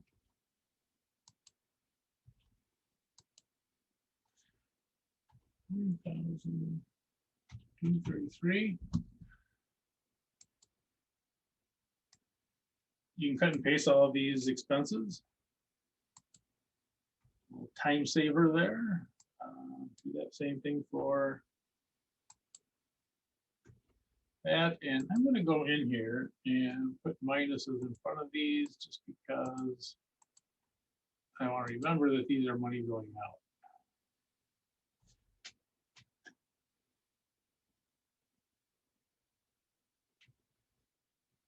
And down here we'll have our net income. Okay. I'm going to do something.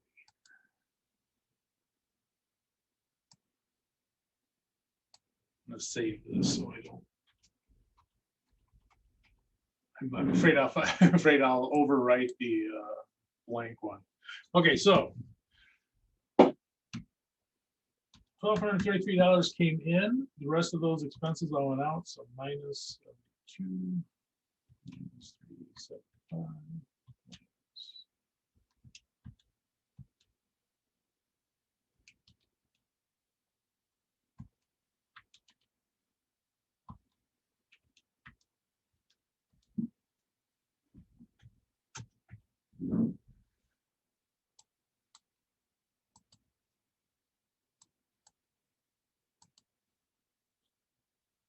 Okay, here's a question for you. Will net income always be higher or lower than revenue?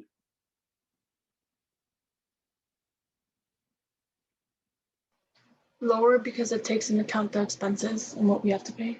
Exactly. Yep. Yeah, the revenue, so income will always be lower. If you ever come up with the income is higher, check to make sure you didn't add in the expenses. You know, so yeah, the net income will always be lower. Okay, let's see the retained earnings. We have beginning retained earnings.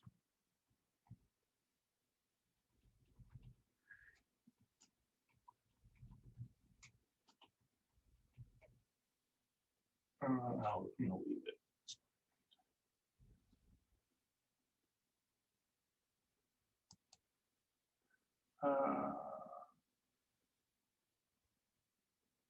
Yeah, man, I left an N out, didn't I? So beginning retained earnings is 0. We're going to add in our net income of 208.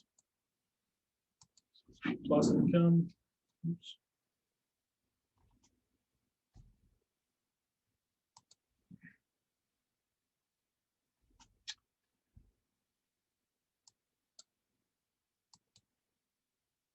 We don't have any dividends. If we did, we subtract them out.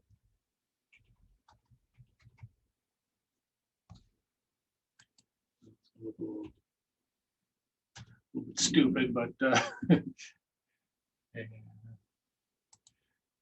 yeah, you have to put that in. No, you don't have to put it. So our ending retained earnings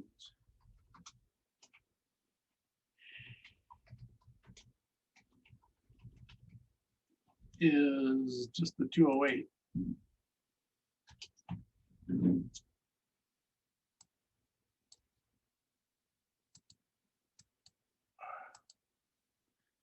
And by the way, earnings are the same thing as income, and you really see that here.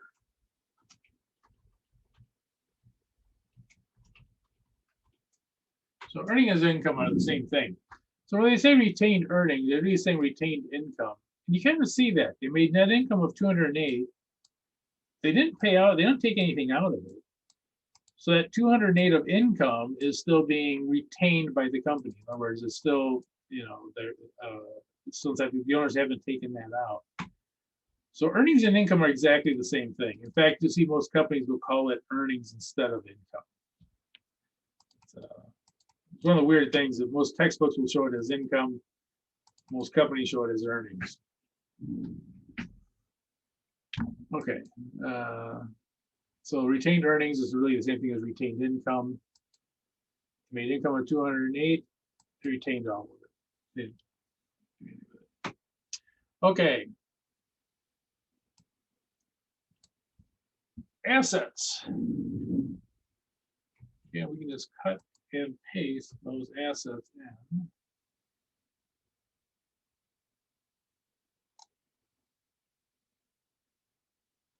So assets we had.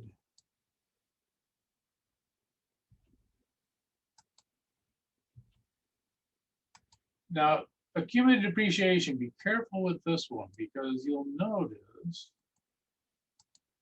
that it's a credit. It goes against the equipment. The equipment's really not worth 3750. It's worth 3750 minus 375, whatever that comes out to. So we'll put this in as a minus 375.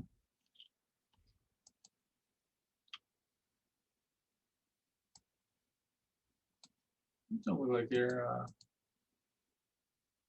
unless there is something wrong, because these are supposed to be all you know, centered.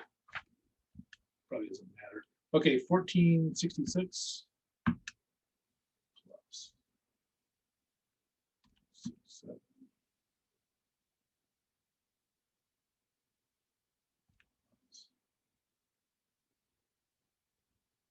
6 plus 50 minus 375.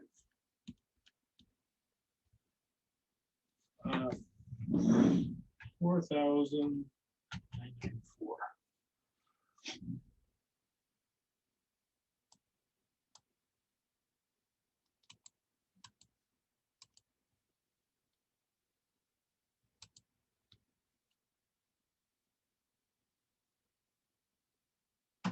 Again, make sure you subtract this one. This is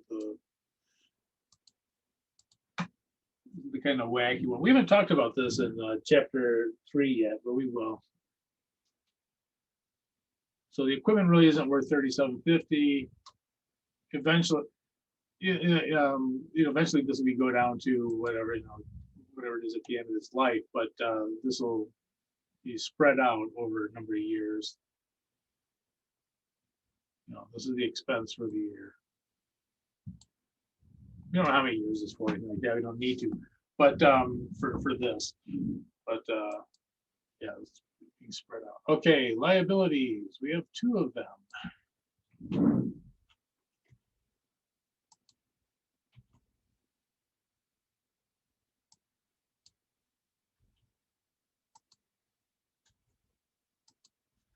Let's see, total liabilities.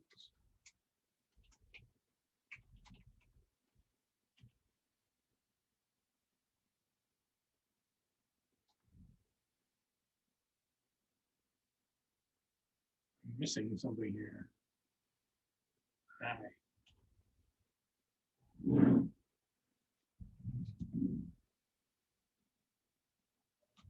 Yeah, libelites. There should be a name, libelites.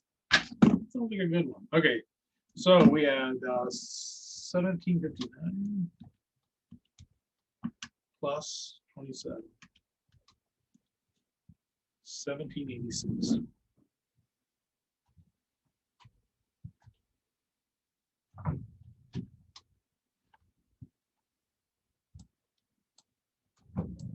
So all the total liabilities, the equity section, we have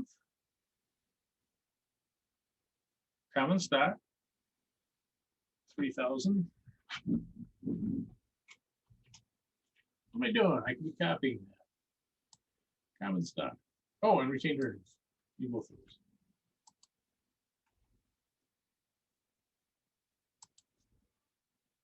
$3,000. And the retained earnings, be careful with this one, because what do we want for the retained earnings?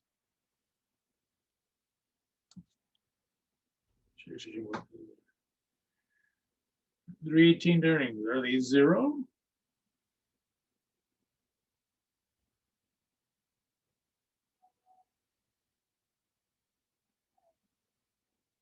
What do we put in for the retained earnings? Excuse me. 208. Yeah, 208.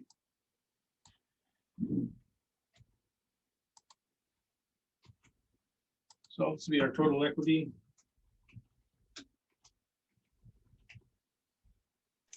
3,208.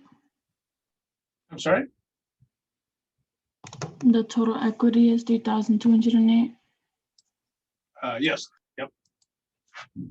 So 3,008. And hopefully, we add these 2 together, 1786 and 3208. Hey.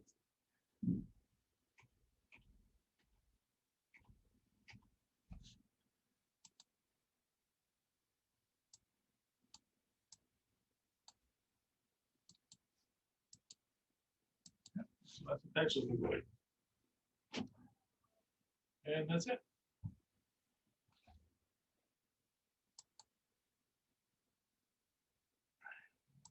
Let me do insert.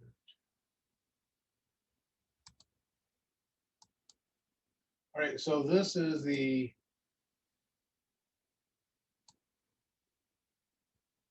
income. This is the, you can't see that.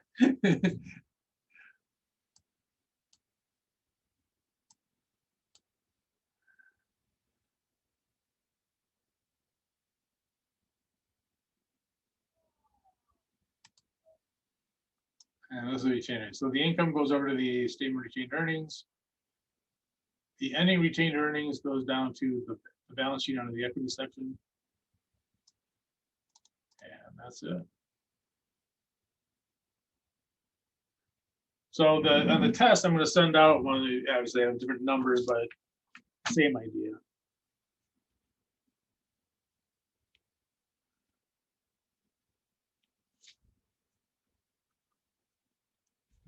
And be careful on this one, though. The accumulated depreciation is the one that people a lot of times will add in instead of subtracting. And if you add it in, obviously they're not going to balance. It'll be off by twice as much. It'll be off by whatever 375 times 2 is.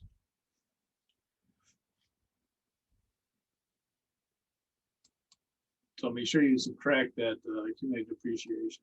And we'll talk more about, actually, next class, we should get into the accumulated depreciation.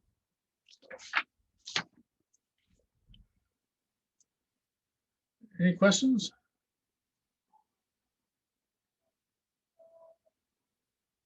Okay, well, that should be it.